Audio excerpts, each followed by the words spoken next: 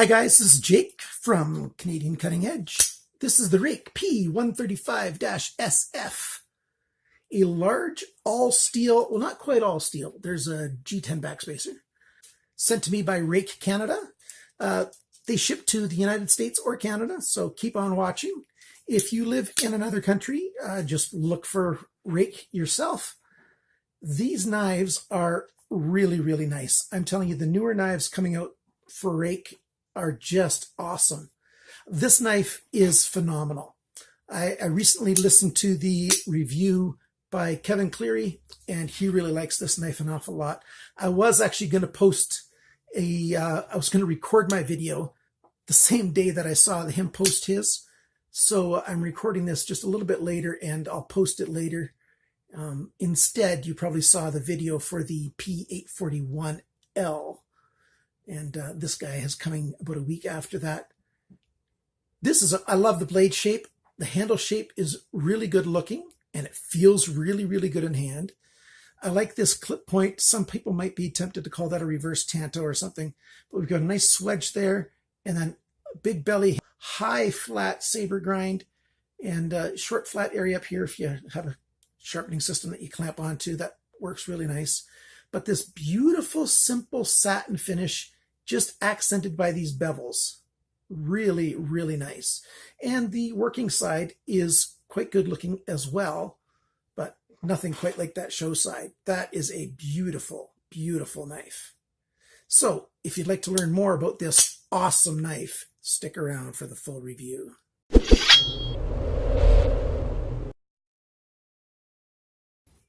You tell me, isn't that beautiful? Isn't that a really good looking knife? I think so. I think it's an awesome looking knife. The blade shape is tremendous. You've got a thumb riser with some gentle jimping, nothing to make it real aggressive on the thumb, but just enough to help with the purchase a bit. Nice thick blade here.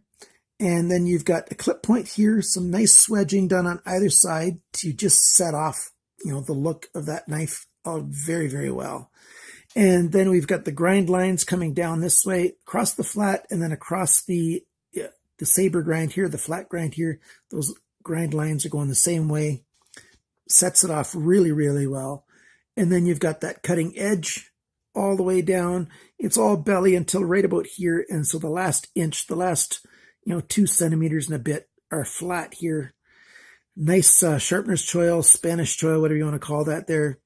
Flipper arm, and that flipper arm is just slightly behind the pivot, which makes it really easy to light switch. You don't have to put a lot of pressure on it at all. You just flip it around, and you can do the push down method, and both of them work really, really well. With the left hand, sometimes not so much because your thumb ends up pushing on that lock bar sometimes, the frame lock arm. And, it is what it is. Whoop. Lefties just have more challenges. So the working side of this knife, we've got a pocket clip. That's a deep carry style pocket clip. All sort of satiny stainless steel look to it. We've got the relief cut for the frame lock arm there.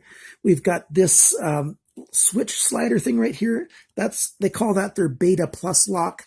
That's a lock that when the blade is deployed, you can push that forward and it'll stop you from unlocking the frame lock and closing the blade. So once that's in place, it's like it's another step closer to being a fixed blade knife. There's a good detent on that, so you're not going to slide it forward unless you mean to. And same thing with sliding it back. Once it is locked, you're not going to unlock it by accident. And that's a good thing. If you're going to have a lock on the knife for locking your frame lock arm, this kind of style lock is done very, very well. That being said, I'd rather just have nothing there, and I just don't see the benefit in practical use of that lock arm right there at all. I say just get rid of it. But at least it's done well when they did do it. And then on the show side here, we've got, it's stainless steel. It's got this bead blast look to it. It's a really, really fine blasted look. So it's, not rough at all, but just a tiny bit grabbier than, say, the surface of the blade. Very, very slightly different. And then you've got these chamfered edges around the entire outside of the knife and to different amounts. And that helps give, different kind of look to this knife. So, the chamfered edge here is wider than it is up here and a little bit more here by this choil. And it just helps set this thing off very, very well. They used some studs here that are sort of D-shaped so they can't spin. So they took the round, if this is the stud, they took some metal off the side of it so it's round and then flat. And that way it can't spin. So they put those kind of studs in here to hold it together. And then you only need one screw. And those screws, it's not going to spin along. Really, really good design. I like that an awful lot. And that just helps make this side look really, really nice. I'd actually like it if the show side on this side had the same thing, and then they wouldn't need to have a Torx hole here. So the whole show side would be toolless. That would look quite nice.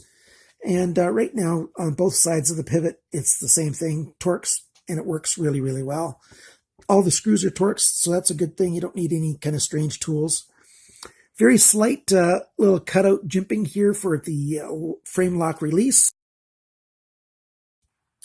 And these scales here are quite thick, which means they'd have to skeletonize it to make it a little bit lighter so that the knife wouldn't be stupid heavy. And, the weight of it isn't bad. I'll show you what the bearings look like, the ball bearings, and how they've skeletonized the inside. You can see that right now in the still pictures I'm going to show you. They were able to bring the weight of this down to 167 grams, which is 5.89 ounces. So a big knife like this, just under 6 ounces. Good job on you, Ruike, and really, really good job.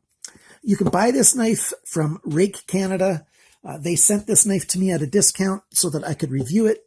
Thank you so much, Matt, over at Ruike Canada. And that is ruikeknives.ca. What do you think of this knife? Just look at it. You might have seen other videos about this. I've seen a few videos about this knife, and all the reviewers are just phenomenally impressed with this knife. The price point of this knife, it's 65 Canadian dollars, well, 64.95 Canadian. So just over 50 US dollars for this knife. That is a good buy if you ask me. I'd be buying that at full price, no problem. Oh, don't tell Matt I said that. So if you're listening, go erase that previous thing from your memory. Really, really nice price point for this knife. It's just an awesome knife. It's, as I said before, it's got a backspacer here, and it matches up just perfectly with the handle scales. I don't mind backspacers. Some people like open pillar construction. Either way is fine with me. This knife looks nice this way, I think. It really helps set off these angles back here when you've got it filled in instead of having something round to sort of break the look up. I just like the hard edges and not something round in between. That's good. The pocket clip, you want to see what that looks like in a pocket. I like the over-the-top kind of pocket clips, so for deep carry, that's a good thing. So we've got our surrogate pants here, and we just put it in the pocket. And look at that. You've got less than a centimeter. You've got just under, or maybe right at, 1/4 of an inch sticking out, but it's just a tiny little, corner of it, not much at all sticking out. The pocket clip has got a couple holes in there to help make it a little bit lighter, and you just slide it in, and it's no problem to put it in and out of the pocket, easy squeezy, and yet when it's in the pocket, it holds it quite well, and you can hear that release when the pocket clip lets go. So that's a good thing. The handle steel here is 420. So that's a good quality stainless steel for the handle. And then very good quality steel for the blade. We've got 14C28N by Sandvik. The edge retention is quite good. It's not hard to sharpen, and it looks good, and it lasts quite long for good hard use. This blade shape is excellent for cutting. Let's do a little bit of a cut test here. Grab some of this paracord that we've got. So there's 4 layers of paracord, and it just slides through it, no problem at all. The thickness behind the edge of this knife is done almost exactly the way I like it. It's done very, very well, and that helps it to cut. And you can, slide to cut through things, and you can chop down to cut through things as well. No problem. It's not going to hurt this edge. It's just a really good knife. I've done a lot of cut tests. I've cut an awful lot of cardboard with this knife, and you can just cut all day long, and this edge just keeps going and going and going. And even after cutting a bunch of cardboard, it still will cut paper, no problem. I really, really love it an awful lot. I've used this knife like crazy, and I've not had to do anything to it. Well, you can see some of the glue from the cardboard this time. I'll just clean that off again. I like to keep my knives very clean. I've had some people tell me, oh, you never use your knives anyways. You just buy them and then you just show them and do your video and never use them. People who say that are just plain wrong. I use my knives. I test thoroughly. I do a lot of tests, a lot of cutting with them, but I like to keep my knives clean. And I think over all these years of me being a knife enthusiast, I've learned how to use a knife so that I don't scratch it up and wreck it and screw it up, So, yes, I use my knives, and I like to carry my knives. Let's talk about the sizes before I get close to finishing off this video. Cutting edge, 9.35 centimeters, which is 3.68 inches. The blade length is just a little bit shorter because it sweeps up and out. The handle does right here, so the blade comes down under the handle. That's 9.1 centimeters, which is 3.59 inches. The blade thickness on this knife is 3.36 millimeters, so 3 1/3 millimeters, which is 0.132 inches. The thickness of the edge behind the grind is awesome, 0.54 millimeters. That's 0.021. A lot of blade there, and the bigger the blade is, the thicker behind the grind I do. I've got a whole separate video on the thickness behind the grind. If you want to watch that, you can see a link for it in the description below, and it's a good video to talk about that kind of stuff if you want to learn about that.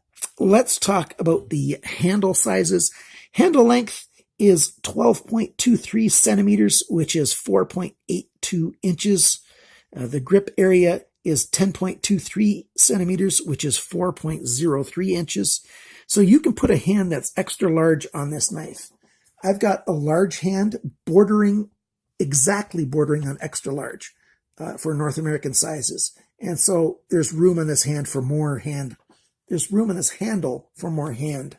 And so if you're a big guy with a big hand, this is a really good choice for you.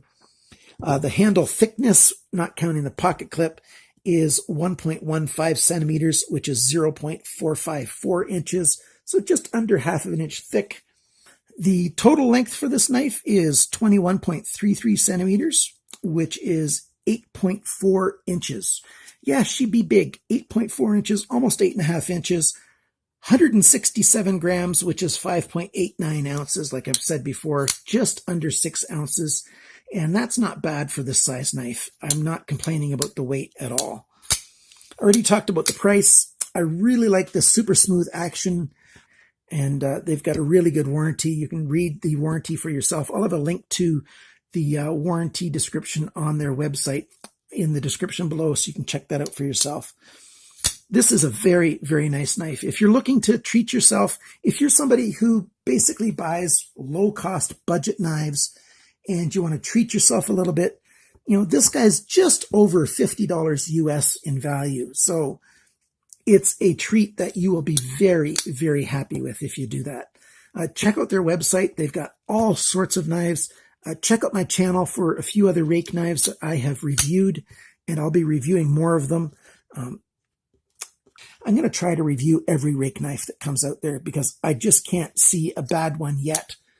Of course, some are better than others, but boy, oh boy, these are very good for the purchase price. The action's really good. The look's really good. Styling cues are, all of them are out of the park. Good pocket clip option on here. Feels good in the hand. Looks good. This is a winner. And I like this knife an awful lot. Cons on this knife. It didn't come out in 2016. That's a con. I really wish I had this sooner. I really can't think of anything significant. For the price point, this is an awesome knife, and I recommend it. Really, really good fit and finish. You know, even these cutouts here for the lock bar, you know, it's all chamfered, and I'll give you a close-up shot of this area right here. And you can just see how good that looks. This is a sweet knife, and it's quite the deal. I forgot to mention a couple things. It's blade centering when the knife is closed. Perfect. The lock bar when at lockup is excellent. The detent is very good. There's enough detent to suck the knife in and holds it pretty well. The blade's not going to accidentally open in your pocket. You know, you'd have to push on this pretty hard to get it to go. Detent's good, lockup's good, centering's good, styling's good. Even, just putting their logo on, the top of the knife here is really nice. Their logo is nice and simple and clean. Nothing that, is big and in your face and ugly. And all the writing that they do over here is nice and small. I like that. I've mentioned it before. The only thing that I would change is I'd probably want to put the serial number on the inside of either the liner or the frame lock on a frame lock knife. Now you can see it if you use a little bit of a flashlight. That's just a tiny little thing. There's nothing that I consider bad. Check out some other reviews if you're just not sure. There's a lot of other reviewers out there that are reviewing these knives. Thank you so much for watching. Thanks for liking, subscribing, commenting, sharing, all that good stuff, especially the sharing and the commenting. Keep on watching this channel and invite your friends. Remember to always cut towards your chum and not your thumb.